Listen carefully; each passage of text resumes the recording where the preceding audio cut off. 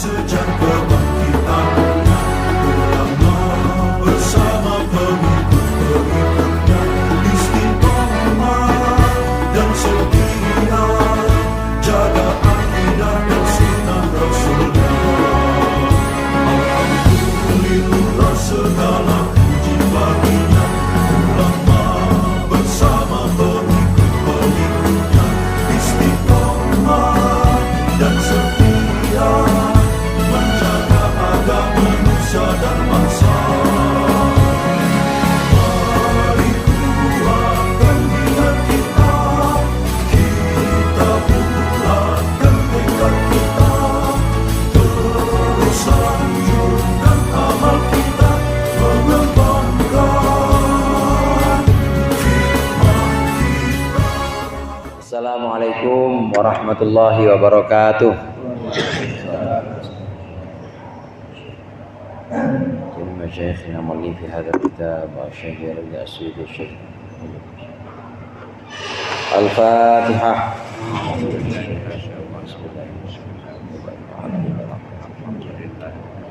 إياك نعبد وإياك نستعين صراط الذين أنعمت عليهم غير المغضوب عليهم ولا الضالين.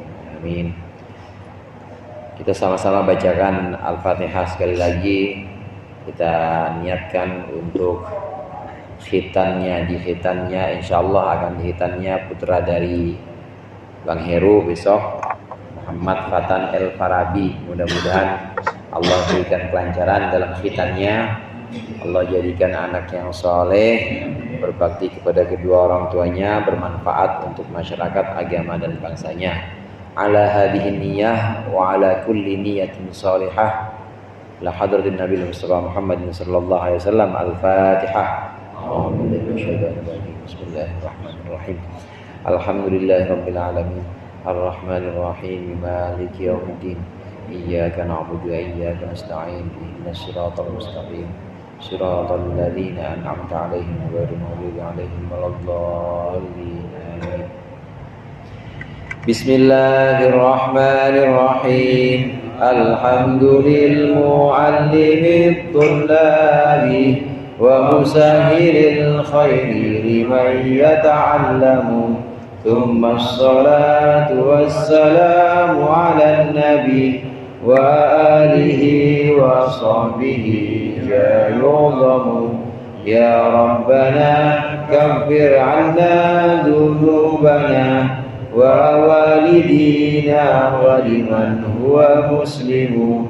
Nad'uka Allahumma ilman nafi'ah min yawmina ilal hisabi yaqumu. Amin amin amin wa ya fattahu. Amin amin amin wa ya alimu. Alhamdulillahil awwalil akhir al-batinil zahir. Wassalatu wassalamu ala sayyidina Muhammadin at-tahiril fakhir wa ala alihi wa ashabihi dawil ula wal mafakhir.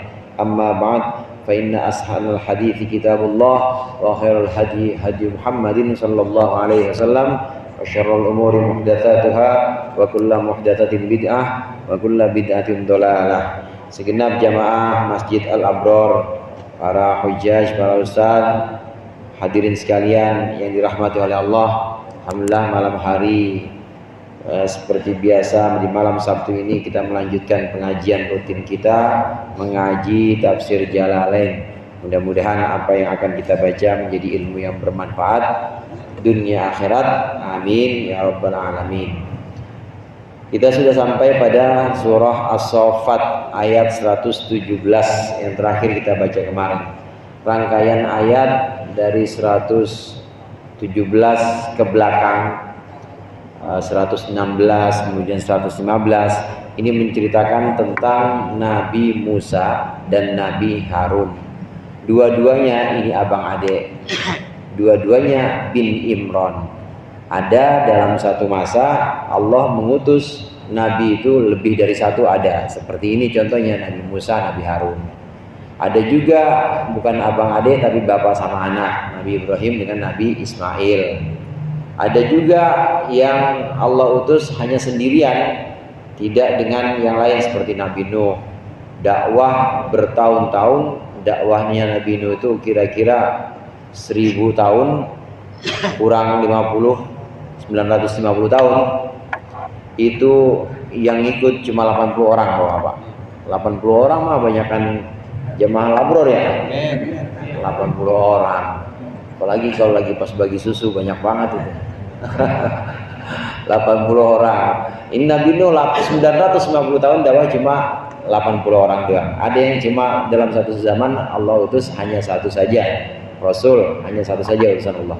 Tapi ada juga yang berdua seperti Nabi Musa dengan Nabi Harun.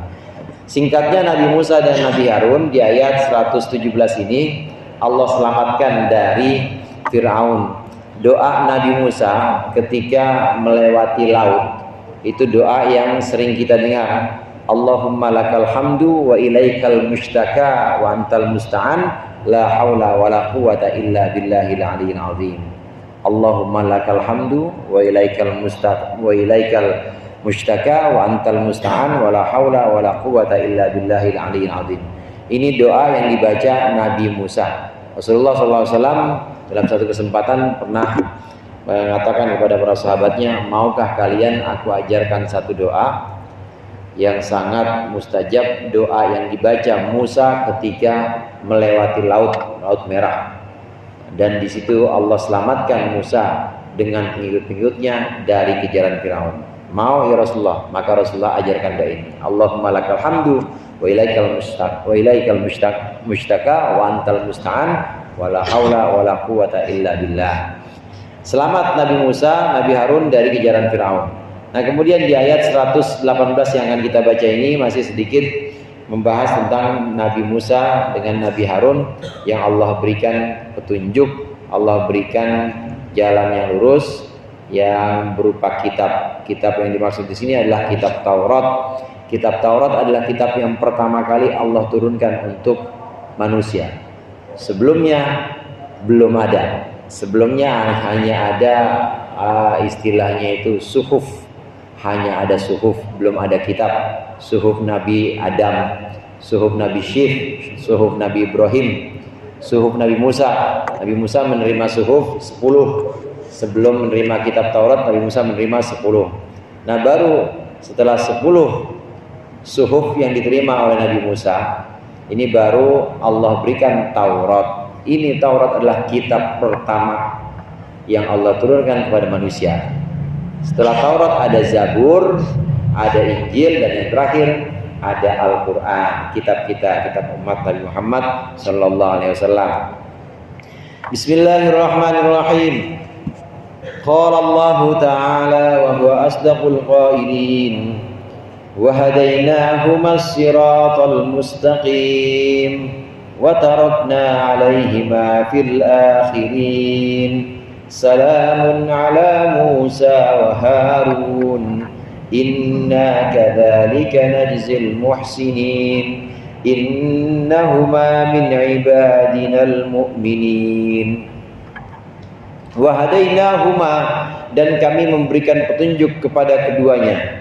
Maksudnya kami berikan petunjuk kepada Musa dan Harun. Kami tunjukkan as-sirat ay at-thariq, jalan al-mustaqim, jalan yang lurus.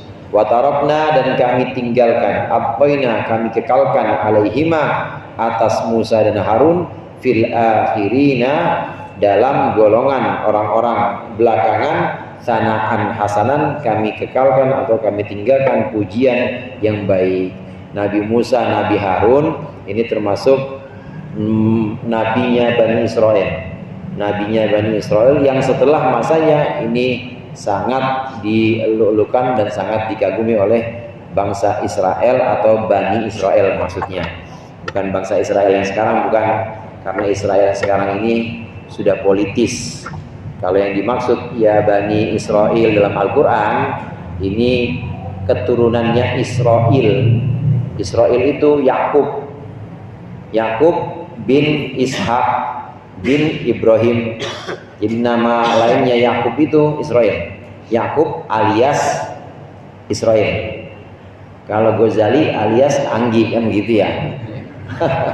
Kalau ini Israel alias Yakub atau Yakub alias Israel. Dia juga. Nah, kalau disebut Bani Israel itu maksudnya Bani Yakub. Bani Yakub. Bani Yakub, Bani Israel ini seterusnya ini menurunkan para nabi termasuk umatnya Nabi Musa itu adalah Bani Israel. Nabi Musa dan Nabi Harun wa tarakna alaihim fil akhirin. Nabi Musa dan Nabi Harun ini Allah kekalkan setelah masa hidupnya. Allah jadikan penyebutan orang-orang Bani Israel ini sangat memuliakan Nabi Musa dengan Nabi Harun. Salamun minna ala Musa wa Harun. Salamun, keselamatan minna dari kami ala Musa wa Harun, atas Musa dan Harun. Inna kadzalika, sesungguhnya kami seperti inilah, seperti demikian, kama jazainahuma, sebagaimana kami membalas Musa dan Harun, najzil muhsinin, kami memberikan atau membalas kepada orang-orang yang berbuat baik. Muhsin itu orang-orang yang berbuat baik. Sebagaimana kami memberikan balasan kepada Musa dan Harun, maka kami juga akan memberikan balasan kepada orang-orang yang berbuat baik. Orang-orang yang berbuat baik itu bukan hanya Nabi Musa dan Nabi Harun, tapi seluruh para nabi yang taat kepada Allah, yang kemudian melakukan kebaikan yang disebut dengan ihsan, maka ini disebut dengan muhsinin. Artinya hadirin, semua akan Allah berikan kemenangan setelah melewati ujian-ujian, cobaan-cobaan, kesulitan-kesulitan. Nabi Musa dengan Nabi Harun ini dianiaya oleh Firaun. Kemudian Nabi Nuh semasa sebelumnya, Nabi Nuh diejek dan diolok-olok oleh kaumnya. Kemudian Nabi Ibrahim, kemarin kita bahas juga dengan Raja Namrud, ini disiksa, dilemparkan ke api. Inna kadzalika najzil muhsinin, seperti itulah sudah merupakan sunnatullah, sudah merupakan ketetapan Allah bahwa orang-orang yang berbuat baik pasti akan Allah berikan kemenangan, pasti itu. Tinggal waktu yang menjawabnya. Artinya waktunya Allah yang menentukan, waktunya bukan hamba yang menentukan, bukan manusia yang menentukan. Orang yang berbuat baik, dia sudah melakukan semuanya sesuai dengan tuntutan-tuntutan yang Allah wajibkan pada dia. Sholat udah, puasa udah, disuruh kerja ya udah juga dia kerja. Suruh baik sama tetangga, baik juga sama tetangga. Sama orang tua baik juga. Ini tanda-tanda kalau dia sudah berbuat baik kepada seluruhnya, hablum minallahnya baik, hablum minan nasnya baik. Ini tanda-tanda dia adalah orang muhsinin. Kalau orang muhsinin pasti inna kadzalika najzil muhsinin. Pasti Allah akan memberikan balasan kepada orang-orang yang berbuat baik sebagaimana Allah berikan balasan kepada para nabi. Pada Nabi Musa, Nabi Harun, Nabi Ibrahim dan nabi-nabi sebelumnya yang pernah kita bahas. Allah akan memberikan kemenangan. Waktunya Allah yang memilihkan. Memang demikian hadirin. Waktu itu selalu Allah yang menentukan, bukan kita yang menentukan. Kita pengen Allah berikan kemenangan, kita pengen Allah berikan satu kelapangan atau keluasan rezeki. Ini yang menentukan Allah, yang menentukan bukan kita.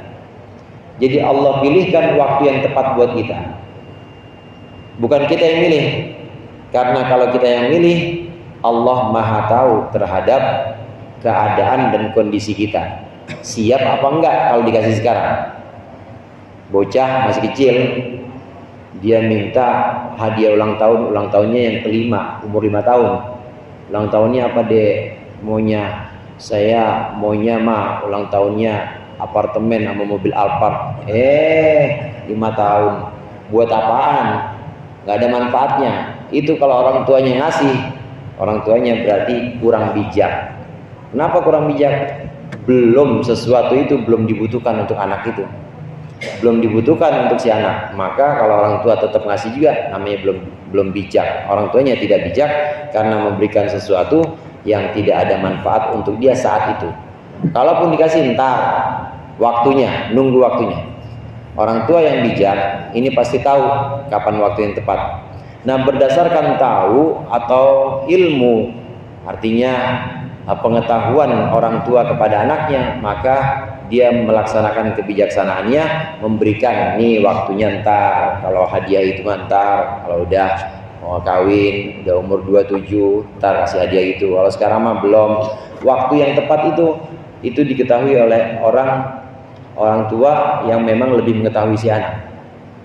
Analoginya seperti itu. Demikian juga kita, kalau kita ingin dikabulkan, kalau kita ingin diberikan oleh Allah kemenangan, tetap Allah pasti akan kasih kemenangan, tapi tetap waktunya Allah yang memilihkan. Kalau memang sudah waktunya, artinya sudah butuh, benar-benar butuh, pasti ada. Kalau butuh, pasti ada, pasti wujud. Kalau nggak wujud, berarti belum butuh. Begitu aja Pak. Kalau butuh, pasti ada. Kalau belum ada, berarti belum butuh. Belum butuh berarti, ya Allah kasih saya ini, ya Allah kasih saya rumah lagi, barang 3 unit lagi rumah. Dia udah punya rumah 1, padahal dia hidup cuma sendiri doang. Istri udah nggak ada, anak juga udah pada nggak ada, anak udah pada punya rumah sendiri. Sama Allah nggak dikasih.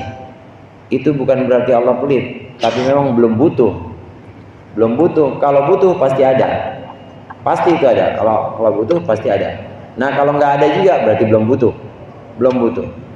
Nah, ini yang Allah berikan kepada hamba-hambanya, yang Allah berikan kepada manusia, terutama orang-orang yang berbuat baik atau muhsinin, sesuai dengan pilihan Allah, waktunya Allah yang memberikan. Kapan itu Allah Maha tahu. Kapan waktu yang tepat itu Allah Maha tahu. Kalau sudah dibutuhkan, sudah pas waktunya, pasti Allah berikan. Ini terkait dengan butuhnya kita terhadap pemberian Allah. Yang kedua, selain terkait dengan butuhnya kita, kesiapannya kita. Siap nggak kita menerima pemberian itu? Sebab kalau nggak siap, bisa epleng. Maksudnya nggak siap, tahu-tahu dapat hadiah, tahu-tahu dapat pemberian, buat apaan? Gila lah, tahu-tahu gila dia. Nah, gila kan macam-macam. Ya ada gila ini, ada gila harta, ada gila janda, semua dicariin tuh. Apa aja dia pokoknya dia dibeliin. Ada gila belanja, semua dibelanjain. Itu namanya nggak siap untuk menerima kekayaan itu. Nah Allah Maha tahu dalam memberikan sesuatu kepada hambanya, termasuk memberikan kemenangan. Sebagaimana Allah berikan kepada para nabi, waktunya itu dipilihkan waktu yang siap. Sebab ada sebagian hamba-hamba Allah yang Allah kasih pemberian, tapi ternyata begitu Allah kasih justru makin jauh dari Allah. Naudzubillah. Tadinya mah rajin ngaji, sholat jamaahnya juga rajin. Habis sholat jamaah, orang-orang pada bubar, pasti dia ada permintaan sedikit pada Allah. Ya Allah, saya pengen kaya, saya pengen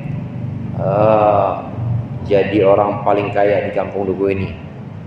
Nah begitu Allah kasih, berhenti sholatnya. Begitu Allah kasih, nggak pernah ngaji lagi.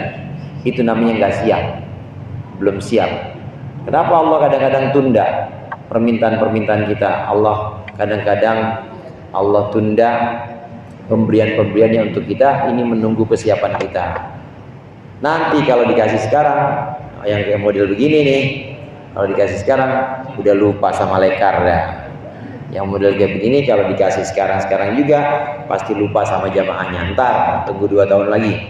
2 tahun udah mantep, 2 tahun udah makin istiqomah ngaji sama sholatnya, Allah kasih pasti tetap akan istiqomah terus dan gak akan jauh dari Allah. Jadi kesiapan dari kita yang menerima. Allah demikian memberikan kemenangan kepada orang-orang yang berbuat baik. Ini satu yang ingin saya sampaikan tentang muhsinin ini, orang-orang yang berbuat baik. Hadirin jamaah rahimakumullah, muhsinin ini juga memenuhi beberapa syarat. Orang yang berbuat baik atau berbuat ihsan, itu modal pertamanya adalah amalan batin. Amalan batin yang paling utama di antara yang lain itu adalah iman. Pertama itu modal pokoknya iman. Orang berbuat baik sama sesama tetangga, pokoknya sama orang itu dia apa aja dikasih orang pokoknya. Kalau untuk pembangunan fasilitas umum, pembangunan sesuatu yang sifatnya digunakan oleh orang banyak, dia paling duluan, yang kasih paling banyak sumbangan dia. Nah, modalnya itu disebut perbuatan baik, tapi harus ada modal. Modalnya itu iman. Iman ini ibadah hati. Iman bukan ibadah badan. Kalau sedekah termasuk sholat gerakannya, baca Quran bacaannya, ini ibadah badan. Nah, ibadah badan ini kalau kosong dari hati, artinya dia sholat tapi nggak pakai niat, dia sholat tapi hatinya kemana-mana, misalnya dia baca Quran tapi niatnya, hatinya bukan karena Allah, maka kosong semuanya itu ibadah badan. Jadi ibadah hati itu penting juga. Di antara ibadah-ibadah hati seperti niat, ikhlas, tawadu, qanaah, itu yang paling pokok adalah iman. Nah, iman menjadi dasar semuanya.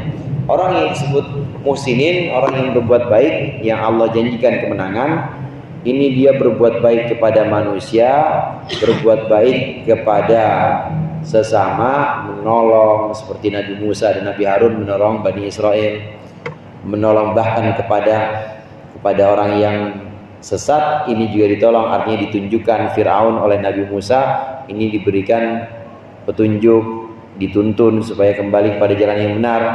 Sudah melakukan itu, dan ada syarat sebelum itu, iman kepada Allah. Perbuatan-perbuatan baik yang dilakukan tanpa iman itu kosong semuanya. Apakah ada manfaatnya? Ada, tapi manfaatnya putus di dunia aja. Di akhirat kosong udah, di akhirat udah nggak ada. Mohon maaf nih, maaf misalnya ada orang dermawan, ada pedarmawan, ada Pak Haji Dermawan. Ada orang dia pokoknya bares sama siapa aja, tapi dia ateis, tapi dia nggak percaya sama Tuhan. Ada Tuhan mah hidup gini aja udah di dunia, hidup mah nggak ada kehidupan lain, yang penting sekarang di dunia kita berbuat baik kepada tetangga, kepada sesama manusia, udah cukup gitu.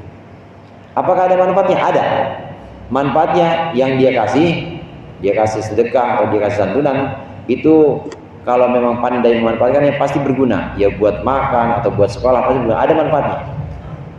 Manfaatnya sampai kapan? Sampai dunia doang. Sampai dunia.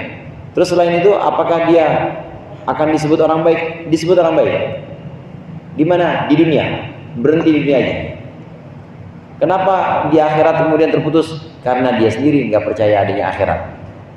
Dia sendiri ateis. Iman ini modal, iman ini pokok.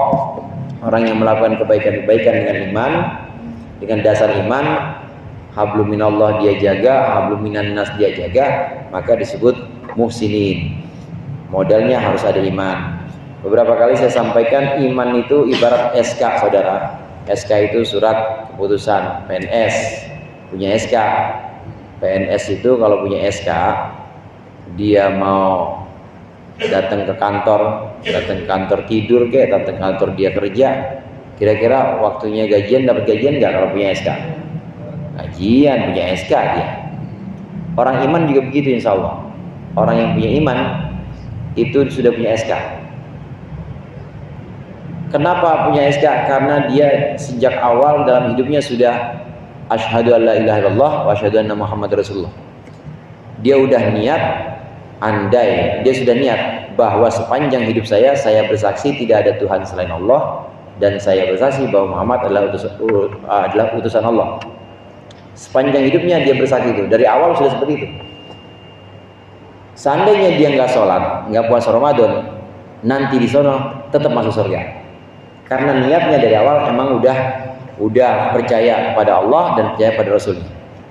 Andai dia nggak sholat, nggak puasa Ramadan, nggak pernah puasa, sholat 5 waktu nggak pernah, paling sholat setahun sekali doang Idul Fitri, yang lainnya dia nggak pernah sholat, apakah di akhirat masuk surga? Masuk surga, cuma mampir ke neraka dulu, tapi kan masuk surga.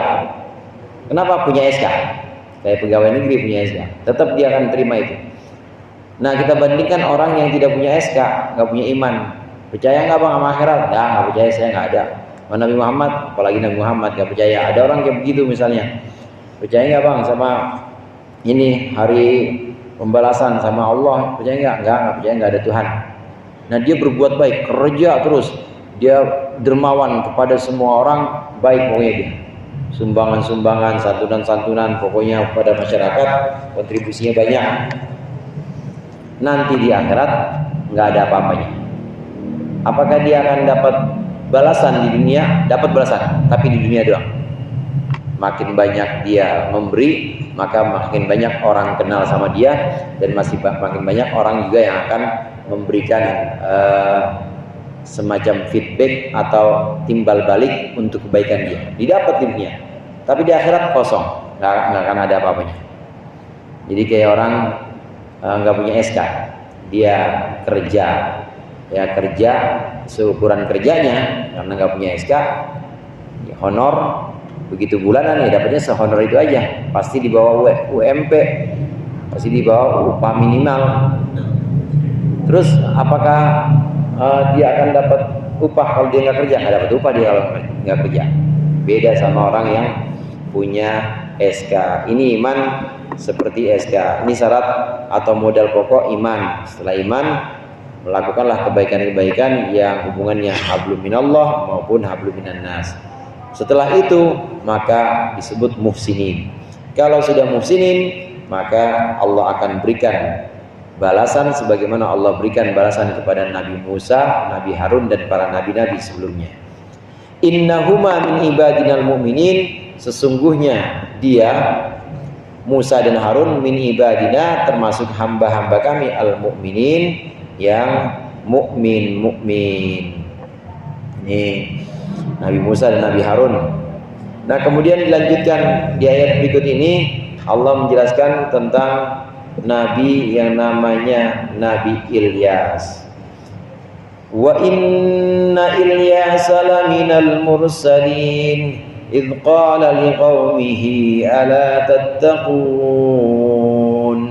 atad'una ba'lan wa tadharuna ahsanal khaliqin Allah rabbakum wa rabb abaikumul awwalin. Wa inna Ilyasa bil hamzi awwalihi wa tarkihi. Boleh kita baca wa inna Ilyasa, boleh, atau tanpa hamzah. Wa innal yasa, boleh dibaca innal yasa, jadi hamzahnya hilang. Sesungguhnya Ilyas laminal mursalin, termasuk orang yang diutus, Qila huwa ibnu akhi Harun akhi Musa. Dikatakan satu kaul mengatakan bahwa Ilyas itu adalah anak saudaranya Harun, saudaranya Musa. Jadi keponakan jatuhnya sama Nabi Musa dengan Nabi Harun. Wakila, dan dikatakan ghairuhu, bukan itu. Ursila ila qaumin bi Ba'labakka wa nawahiha. Dia diutus pada satu kaum bi Ba'labakka, di sebuah daerah yang namanya Ba'labak. Wa nawahihi, dan sekitarnya. Sebuah daerah yang namanya Ba'labak dan sekitarnya. Ini daerah di mana Nabi Ilyas diutus oleh Allah. Nabi Ilyas ini dengan Nabi Musa dan Nabi Harun ponakan. Nabi Musa, Nabi Harun abang adik. Nah, punya satu lagi, Nabi Musa punya saudara satu lagi, punya anak namanya Ilyas. Ini satu kaul. Satu kaul mengatakan bahwa Nabi Ilyas adalah anak dari saudaranya Nabi Musa atau saudaranya Nabi Harun. Jadi ponakan jatuhnya. Ini menurut satu kaul. Tapi menurut kaul lain bukan. Lengkapnya itu Nabi Ilyas bin Yasin bin Fanhas bin Izar bin Harun. Jadi masih jauh antara Nabi Ilyas dengan Nabi Harun, masih jauh. Kalau kaul yang pertama kan tadi ponakan, nggak jauh masanya. Nabi Musa, Nabi Harun selesai. Setelah itu Nabi Musa diganti dengan seorang nabi namanya Hizkil. Nah, Nabi Hizkil ini yang nanti akan meneruskan kepemimpinannya atas Bani Israel. Nabi Hizkil nanti digantikan oleh Nabi Ilyas. Ini menurut kaul yang pertama yang mengatakan bahwa Nabi Ilyas masih ponakannya Nabi Musa, nggak jauh. Nah, adapun kaul yang kedua, Nabi Ilyas ini jauh di sini. Nabi Ilyas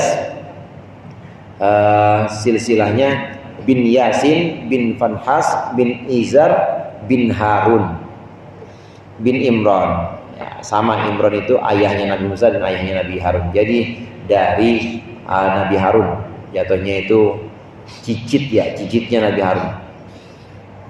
Nabi Ilyas ini, Nabi Ilyas punya sepupu namanya Ilyasa. Saya ulang lagi, setelah Nabi Musa dan Nabi Harun, Nabi Musa wafat di satu Tih itu satu area, satu padang luas di mana Bani Israel itu 40 tahun nggak bisa keluar dari situ.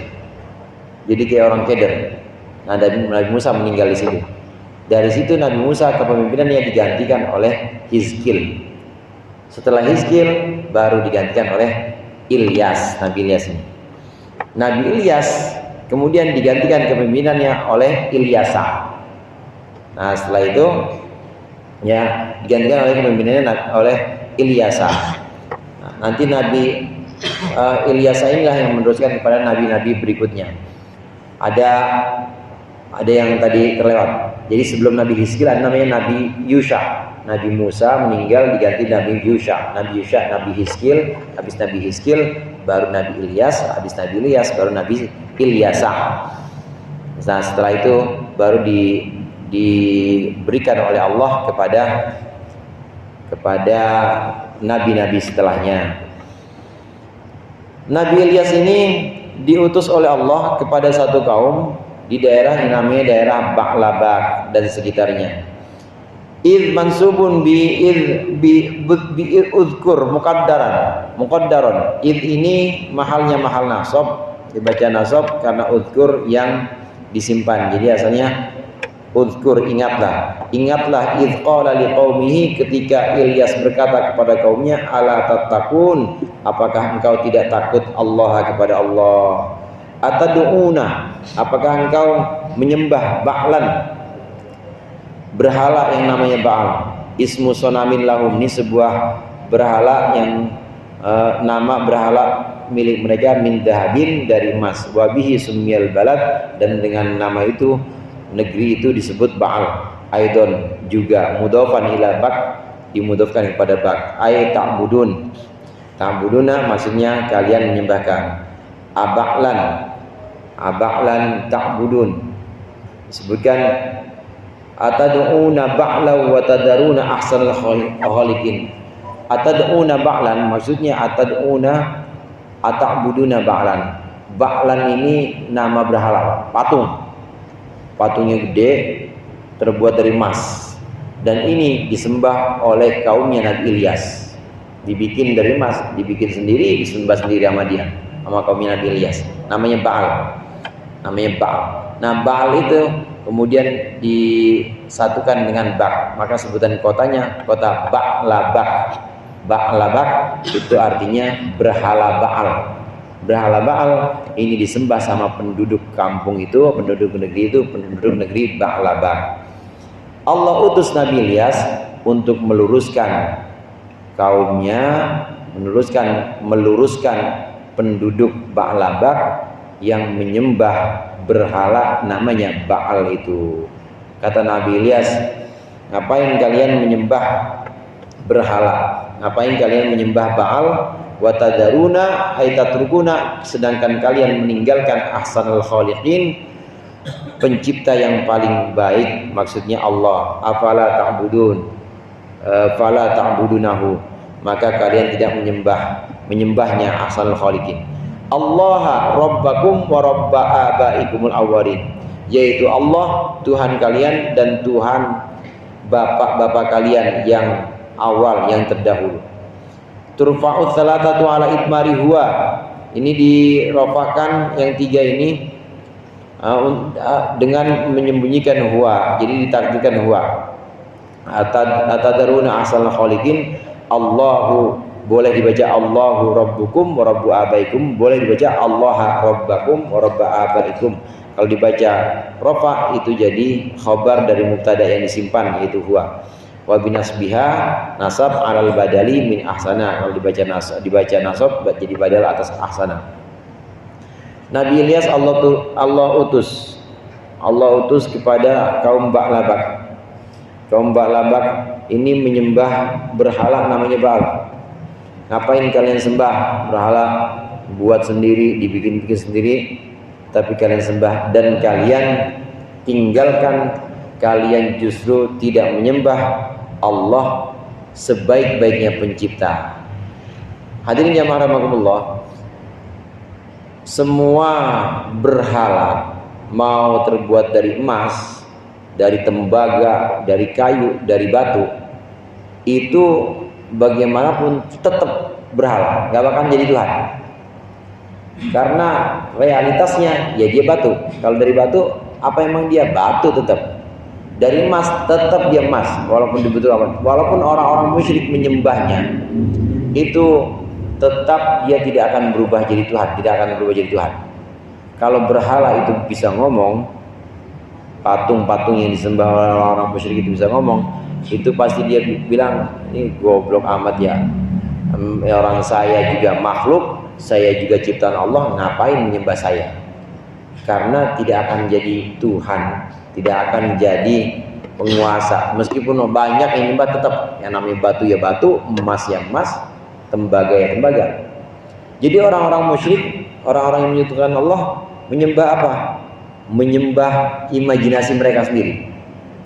Jadi halu. Tahu halu Bang Heru? Halu itu halusinasi. Jadi dia berimajinasi, berkhayal, dia berkhayal bahwa ini Tuhan yang kuasa, yang mengatur hujan.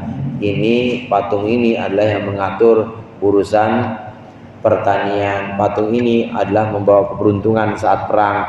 Hayalan-hayalan, imajinasi. Tadi saya katakan halusinasi. Jadi dia menyembah hayalannya sendiri. Orang-orang musyrik itu tidak sedikit pun menyembah patung itu sebenarnya. Tapi yang disembah adalah hawa nafsunya. Yang dimaksud hawa nafsu di sini adalah hayalan. Yang disembah adalah imajinasi, hayal, dan halusinasi mereka. Mereka seperti orang yang nggak lurus akalnya. Nah kemudian mereka sendiri, atau membayangkan sendiri bahwa patung-patung ini adalah Tuhan. Tidak akan pernah patung-patung terbuat dari apapun, dia tidak akan pernah menjadi Tuhan. Oleh karenanya nanti di akhirat, patung-patung ini termasuk Baal, patungnya kaum Nabi Ilyas, ini akan Allah masukkan ke neraka dan gak bisa bantuin apa-apa. Ya orang bukan Tuhan. Lah orang-orang musyrik bukan menyembah patung, tapi menyembah khayalan. Dia menyembah halusinasi atau menyembah imajinasi mereka saja. Menyembah imajinasi, menyembah khayalan. Kalau ini bisa ngatur, kalau ini bisa membawa keberuntungan, nah itu semua khayalan-khayalan atau imajinasi mereka.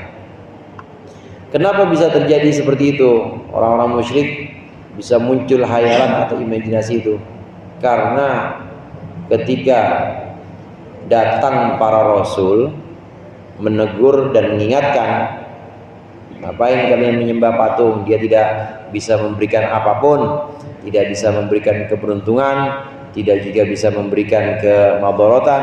Kenapa kalian sembah?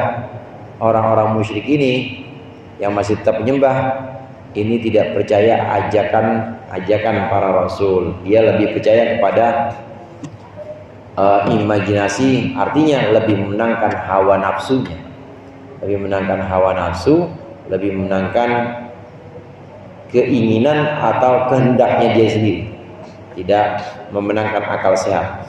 Kalau memenangkan akal sehat, itu pasti dia akan mengikuti para rasul, mengikuti para nabi yang memberikan peringatan. Kata Nabi Ilyas, kenapa kalian tinggalkan Allah yang justru Allah adalah Tuhan kalian dan juga Tuhan bapak-bapak kalian yang terdahulu. Fakadzabuhu fa innahum lamuhdharun. Fakadzabuhu, maka kaumnya Nabi Ilyas mendustakan Ilyas. Fa innahum, maka sesungguhnya mereka kaumnya Nabi Ilyas lamuhdharuna, akan diseret finnari, di neraka. Illa ibadallahil mukhlisin, kecuali hamba-hamba Allah yang ikhlas. Kaumnya Nabi Ilyas ini tidak percaya, mendustakan atau menganggap Nabi Ilyas ini bohong. menganggap Nabi Ilyas ini mengada-ngada. Ya Tuhan ya harus kelihatan kalau kata mereka, kata kaumnya Nabi Ilyas. Mana ada Tuhan nggak kelihatan?